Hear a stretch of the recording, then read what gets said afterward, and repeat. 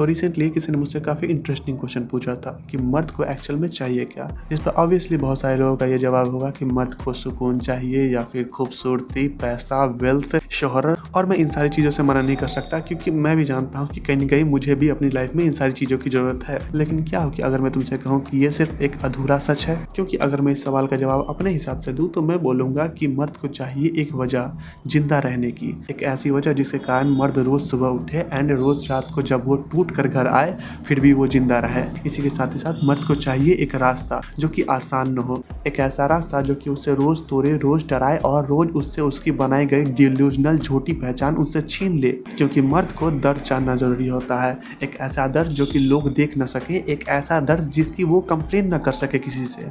खैर, मैं अभी इस तरह की बातें इसलिए कर रहा हूँ क्योंकि रिसेंटली मैंने रोमियो मूवी देखी है एंड इसको देखते हुए मेरे विचार कुछ इस तरह से उभर के बाहर आए जिसे मैं तुम्हें बताना चाहता था, जो कि तुमने वीडियो की शुरुआती में देख लिया होगा। खैर, अब बात कर लेते हैं रोमियो मूवी की। तो एज ए प्लॉट अगर तुम देखो तो मूवी ठीक है, इसका प्लॉट उतना भी बुरा नहीं है और उतना अच्छा भी नहीं है। जहाँ ये कहानी है एक ऐसे अंडरवर्ल्ड डॉन की जिसके पास हर चीज़ है, इट मीन्स हर चीज़। उसके पास पैसा है, शोहरत है, पावर है एंड लगे हाथों सोसाइटी में उसका अच्छा खासा डर भी है। इसका नाम उसरा है और इसको प्ले किया है हमारे शाहिद कपूर ने। एंड इसका नाम उसरा होने के पीछे एक बहुत ही रीजनेबल लॉजिक है, क्योंकि हमारा हीरो अपने दुश्मनों को उस तरह से मारना ज़्यादा पसंद करता है instead of guns and knifes. And जैसा कि तुम शाहिद कपूर की पिछली मूवीज और शो को देखते हुए इनसे एक्सपेक्टेशन लगा सकते हो कि ये किस तरह की परफॉर्मेंस देंगे, तो इस चीज में वो तुम्हें जरा सा भी निराश नहीं करेंगे। खैर, अब मूवी के कैरेक्टर्स की बात चल रही है तो हम नेक्स्ट बात कर लेते हैं नाना पाटेकर की, जिनको तुम इस मूवी में एज ए सुपर कॉप समझ सकते हो क्योंकि वो काफी हायर अप से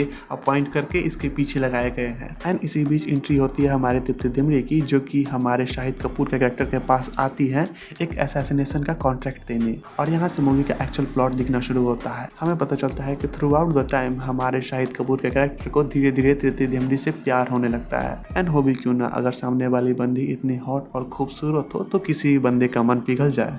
खैर, सिंपिंग बहुत हो गई और हम अपने टॉपिक पे वापस आते हैं, जहां हम बात कर रहे थे अपने इन तीनों कैरेक्टर्स के बारे में। शाहिद कपूर, नाना पाटेकर और तृप्ति डिमरी, इन तीनों ने अपने रोल को बखूबी निभाया है। तुम कह सकते हो ब्रिलियंटली निभाया है। एंड अगर मैं फ्रेंडली बोलूँ तो तुम कह सकते हो कि इन्होंने बाजा फाड़ दिया, क्योंकि इन्होंने काफ़ी अच्छा एक्ट किया है। एंड खासकर मैं तृप्ति डिमरी से बात करना चाहूँगा कि भाई साहब, आपको वो इमोशन फील हो जाता है, वो ऐसा डिलीवर कर जाती हैं तो तुम्हें ऐसा फील होता है कि हाँ, स्क्रीन प्रेजेंस फील होता है बंदी का। क्योंकि मुझे सबसे ज़्यादा इन्हीं से उम्मीदें नहीं थी कि ये कुछ ऐसा डिलीवर कर जाएंगे। एंड हम बात कर रहे हैं शेक्सपियर के ट्रायलॉजी रोमियो जूलियट की, जहाँ रोमियो तो शाहिद कपूर के बारे में तो सब जानते ही हैं कि बंदा किस तरह से एक्ट करता है, हमेशा अपने रोल में घुस जाता है। लेकिन यहाँ पर मुझे डाउट लग रहा था तृप्ति डिमरी को लेकर, but after seeing her act मुझे फील हो रहा है कि बंदी किसी भी परफॉर्मेंस को पुल आउट कर सकती है, किसी भी एक्ट को पुल आउट कर सकती है एंड किसी भी कैरेक्टर को निभा सकती है बखूबी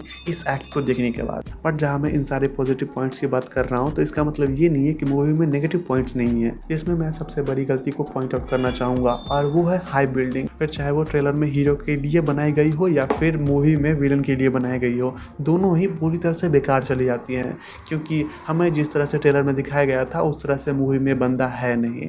इसी के साथ साथ हमें जिस तरह से मूवी में दिखाया गया विलन के बारे में, अंत में हमें पता चलता है कि ये बंदा तो उस लायक ही नहीं है। मतलब तुम ऐसा समझ सकते हो कि विलन की हाइप कुछ इस तरह से बनाई गई थी कि अगर विलन का नाम सुने तो कोई अपने पैंट में मूत दे, लेकिन जब अंत में हमें विलन दिखाया जाता है तो अंदर से आवाज़ आती है कि ये तो टट्टी है कि मतलब कि बंदे ने वैसा कुछ उखाड़ के नहीं रखा था। मेरे कहने का मतलब है कि भाई ने कुछ उखाड़ के नहीं रखा था।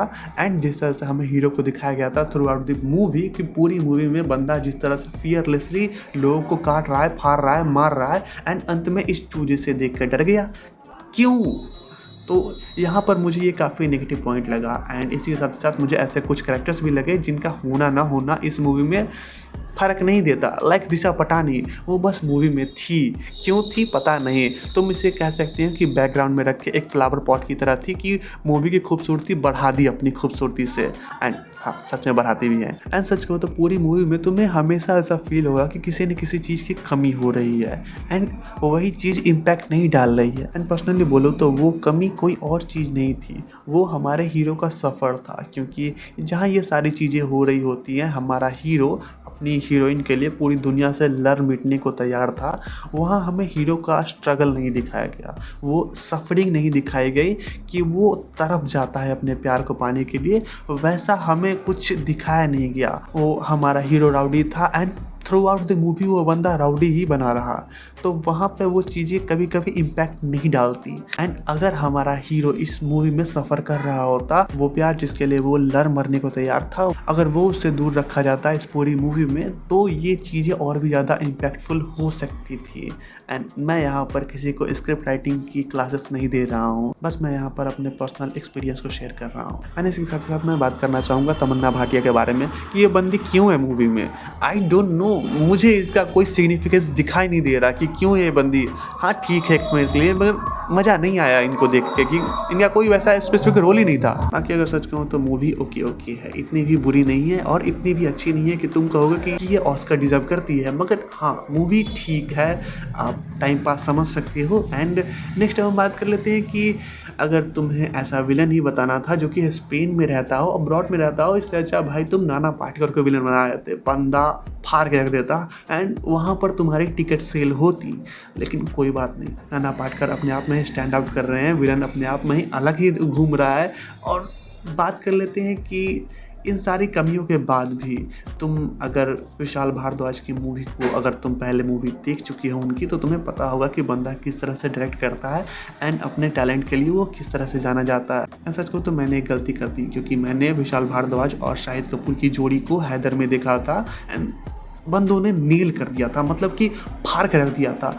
तो मैं कुछ उस तरह की एक्सपेक्टेशंस लेकर के हॉल गया था, बट वो एक्सपेक्टेशन से मीट नहीं कर पाए। इनफैक्ट मूवी के जो ट्रेलर दिखाए गए थे उसकी एक्सपेक्टेशन से भी वो मीट नहीं करते, क्योंकि उस ट्रेलर को काफ़ी ज़्यादा अच्छे से एडिट किया गया था, तो तुम झांसे में पड़ जाते हो।